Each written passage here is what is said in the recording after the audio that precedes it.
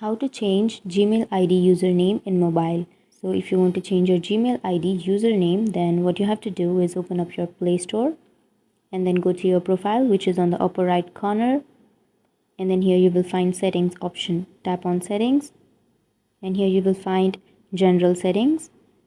And then under general settings, you will have account and device preferences. Tap on that. So before moving on, make sure to like and subscribe our channel for more videos. And here you will have change contact email. Tap on that. And then from here, you can just simply remove this. And then you can enter your new number that you would like to add. And then you can simply tap on save. So now it will send you a verification on your email, and then you can go to your email and verify that.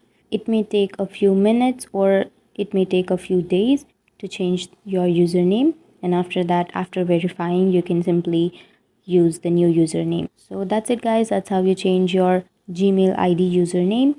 And if you have any questions, feel free to comment below. Thanks for watching.